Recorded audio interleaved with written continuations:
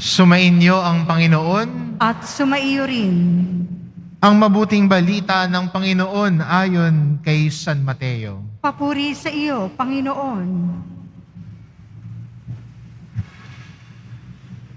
Noong panahong iyon, nagtipon-tipon ang mga Pariseo nang mabalitaan nilang napatahimik ni Jesus ang mga Saduceo. At isa sa kanila, isang dalubhasa sa kasulatan, ang nagtanong kay Jesus upang subukin ito. Guro, alin po ang pinakamahalagang utos sa kautusan? Sumagot si Jesus, ibigin mo ang Panginoon mong Diyos ng buong puso, ng buong kaluluwa at ng buong pag-iisip. Ito ang pinakamahalagang utos. Ano naman ang pangalawa? Ibigin mo ang iyong kapwa, gaya ng iyong sarili. Sa dalawang utos na ito, nakasalalay ang buong kautusan ni Moises at ang turo ng mga propeta. Ang mabuting balita ng Panginoon. Pinupuri ka namin, Panginoong Hesukristo. Magsiupo muna tayong lahat. Meron hong isang kanta, ang title ho niya ay Hopelessly Devoted to You. Siguro kung ikay pinanganak ng 70s o 80s, alam mong kantang yan. At siguro yung iba, yan ang kanilang paboritong kanta pag may videoke. To be devoted to you. Sa atin po, lalo na pag Biyernes, sa simbahang ito, nagtutungo ang lahat ng deboto ng mahal na pong Jesus Nazareno. Pero hindi tayo hopeless. Tayo ay hopeful. Diba? Pumupunta tayo rito tuwing Biyernes at jumpak ang simbahan pag Biyernes dahil puno tayo ng pag-asa. Nagtutungo sa simbahan ng Quiapo na mayroong pag-asa sa poong Jesus Nazareno. We are hopeful in Him. Pero kasama din ng ating pag-asa sa Kanya, tayo ay pinapakilala natin ang sarili natin na deboto ng mga nagtutungo dito. Mga deboto na hinahanap ang mukha ni Jesus. Tumutungo sa Kanya, nais siyang puntahan. Pero magandang tingnan natin yung katagang deboto. Ang isang deboto ay inilalaan ang sarili para sa kanyang minamahal. Diba? Pag ang isang mister ay devoted sa kanyang asawa, ibig sabihin nilalaan niya yung sarili niya para sa kanyang misis. Hindi gagawa yan ng ikasasakit ng kanyang asawa. Tapat siya sa kanyang asawa. Devoted. Sa atin pong ebanghelyo, pinaalala sa atin ni Jesus nang siya'y tinanong, ano ba ang pinakamahalagang utos? At sumagot si Jesus, ito una. Ibigin mo ang Panginoon mong Diyos ng buong puso, ng buong kaluluwa, at ng buong pag-iisip. Ang pangalawa naman, ibigin mo ang iyong kapwa gaya ng iyong sarili.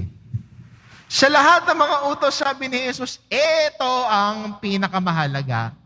Kaya magandang paalala sa atin, kung gusto mo maging deboto ng mahal na pong Jesus Nazareno, sundin ang aral at turo niya. Hindi ba ganun naman? Ang isang tao na deboto ng mahal na pong Jesus Nazareno ay gustong makinig sa aral at turo niya. At hindi lang gustong makinig, handang sundan ang aral at turo niya. Hindi ba pag ang isang anak ay nagmamahal sa kanyang magulang, sinusundan niya ang bilin ng kanyang magulang. Pag nag-aaway na sila ng kanyang magulang, nagkakalayuan na ng loob, nagiging pasuway na ang bata. Ayaw nang masuway. Hindi na nakikinig, ayaw nang sumunod. Kasi may lamat na ang ugnayan. Nagkakanya-kanya na, hindi na nagpapansinan. Pero kung pagmamahal ang iniintindi at inuuna, may pakikinig. Handang makinig. At isang deboto na nagmamahal sa Nazareno, ang isang tao nagmamahal ng lubos kay Jesus, handang makinig sa kanyang aral at turo. Pero sana bilang Kristiyano, wag lang tayong maiwan sa pakikinig. Mula sa pakikinig, patuloy din tayong lumalago sa pagsasabuhay. Kaya ang aral at turo ni Jesus, hindi lang natin napapakinggan sa loob ng simbahan. Kung hindi, humihingi din tayo ng grasya sa Panginoon na ang kanyang aral at turo ay maisabuhay natin. Kasi kung tayo lang, hindi natin kaya. Kung sa sarili nating kagalingan, minsan ay inconsistent tayo. Pero sa awa at grasya ng Diyos, lahat ay makakaya natin. Kahit ang pagsunod sa Diyos na ang buong puso, laging sa awa at grasya ng Panginoon. Kaya ang bilin sa atin ni Jesus na pagsunod sa Kanya ng buong puso, isip at kaluluwa, ang pagmamahal sa Kanyang kapwa ay posible kung hilingin natin ang grasya ng Diyos. At marahil ito yung una nating ipanalangin at hilingin sa mahal na pong Jesus Nazareno. Ang grasya na buong pusong sumunod sa Kanya, sa Kanyang mga aral at turo. Ito po yung hilingin nating grasya. Alam ko tuwing Biyernes at lahat ng nagtutungo dito, may hinihiling na panalangin sa Poong Jesus Nazareno o nagpapasalamat sa mahal na Poong Jesus Nazareno. Pero bago tayo humiling, itong una nating hilingin sa Kanya, ang grasya na buong pusong makinig sa Kanyang aral at turo.